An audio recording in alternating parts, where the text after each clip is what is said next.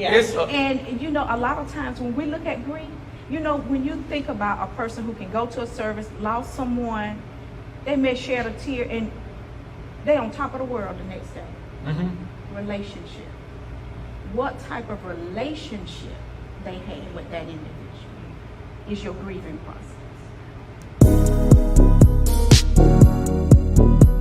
Breaking fast with the Blakes.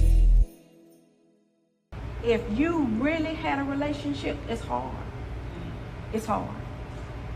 It's hard, and that's when we have to try to shape our perspective and which I guess it'll lead me into my number two. Okay. You did a good job. Nice segue. The second thing is understanding and knowing that grief has a purpose. Yeah.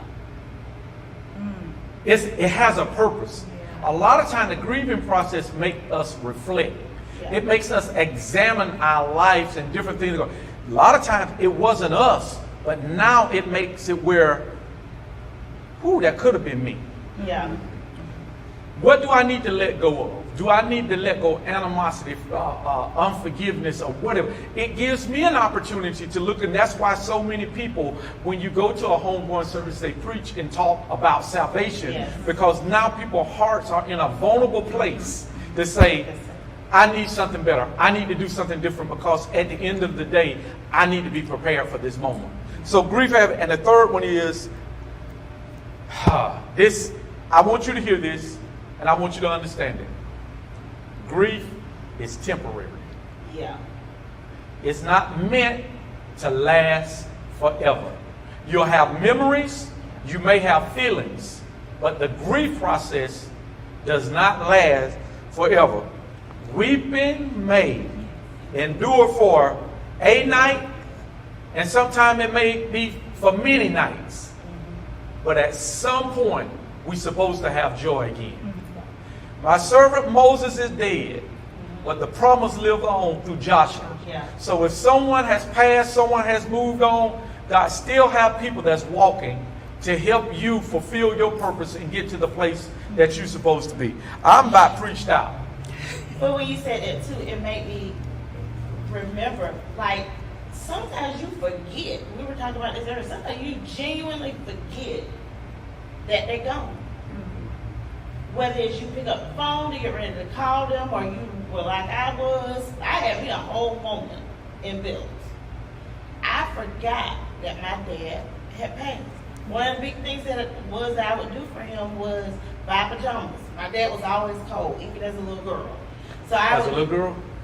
Me, Or when you was a little girl? when I was a little girl. Okay, I understand. And I would always buy like these thick pajamas, almost like the throw material. And my mind, I had forgot. It wasn't until I got ready to reach, I'm moving towards this, that I remember that he wasn't there. He gone. So you may have those moments where you go days and weeks, and then you forget, and you had that one moment. Would you all like to share a moment where, you know, you were going along good, and then bam, you got hit with it again? Because some people, they need to know that in the grief process that you're going to have some of those days. And that's okay as well. I want to land on a good place. So let me redirect. Let's do this. On y'all tough days, your hard days, days that you feel, yeah, this is one of those. How do y'all make it through those days? Deacon, retired entrepreneur, help us with that. On the days where it's a little bit more cloudy than other days, how do you make it?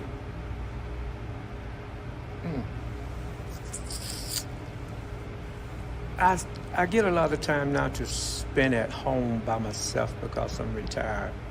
And Woohoo, on the retirement.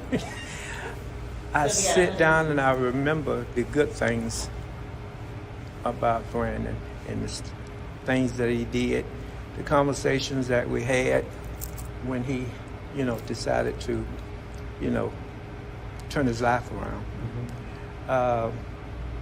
That's what helps me, knowing that he got it right. That's good. Knowing that he got it right before he departed. I didn't cry that much, and I still haven't cried that much. I think about him a lot, but I have tried to cry, but the tears just won't come because I know he's in a better place, and he's still with us. Even at his homegoing service, I won't get into it. He was in that church that day. I knew he was. Yeah. He showed up. Oh yeah, I remember that. Yeah, he showed up. I'll say this. Oh my goodness. It's okay to cry. Yeah. It's okay not to cry.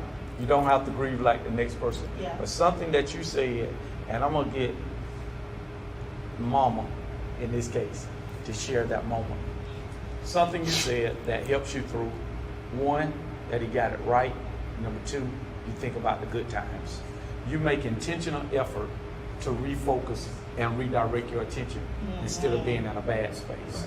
I think that's something that we all can learn from, that we have to refocus. Sometimes we have to make intentional efforts to think about the good time. Mom, One of the things that get me through the hardest days is knowing that I'm not alone. That God is there. He's carrying me. And oftentimes, on my way to work, that's when we had our conversations. He would call me, and I said, Brandon, you didn't talk to me. I know it, Mom, I just want to make sure you get to work. Okay. So on my way to work, a lot of times, me and God process. I heard you use that word earlier.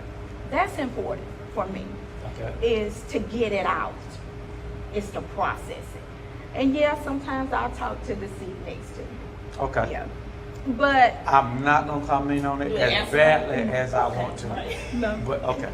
But knowing again, as Wallace stated, he got it right. He got it right. That is a good thing for me. Good. And the prayers of, Lord, don't take none of my kids before they get it right. Yeah. Allow them to come in.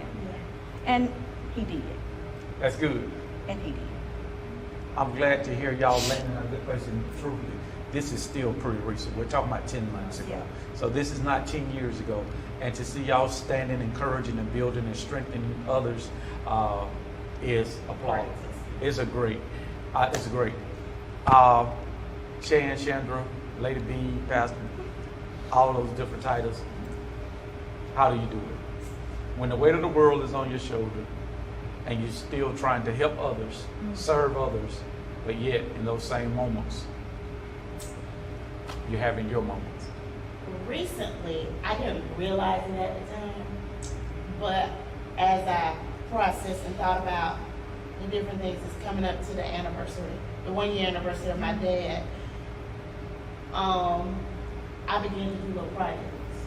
And I think I started driving him crazy because I started doing like multiple projects at one time. But wait, now, wait. I'm talking to the person in the seat beside me. I cannot. Doing those different things, like, so some form of a hobby, whatever your hobby is. For me, it might be doing my yard, planting flowers, redoing my back porch, those type of things. And two, remembering those good times. Remembering those good times that I had with June. That Junebug, he helps for me. So that's who I need to thank. Yes, you did a good job. Thanks. And you do a great job picking it up. So yeah, those, just think about the good times, having conversations with other people about those good times, not necessarily like dwelling on the bad, because truthfully, the good really do outweigh the bad. So focusing on those parts. And how about you? Well, I'll say this, and I know we've eaten up a lot of time and we've been going for a while. I want to share this with you all. I do have those moments, and I find different things. I am a person that they hadn't quite got my medicine tweaked just right, so I can be all over. I take mine routinely, not like Some people only take their medicine when they need it. I found out that I need my medicine every day. So, but one thing that I do, I do take time to always challenge myself, and one thing that keeps me busy is always trying to find something else to add to me. So sometimes we can find positive things that we can do, energies to grow ourselves in these moments of grief, versus just sitting there trying to undo what's already been done. There's no way we can unspill. We can't unspill the water. It's done. And I know that sounds kind of harsh, but at the end of the day, we can't undo that. So we have to figure out what we're going to do to move on. Sometimes it's simply as cleaning it up and moving on. So we have to remember that. And so today I encourage you, find those people in your church community that you have, and you may not be in church.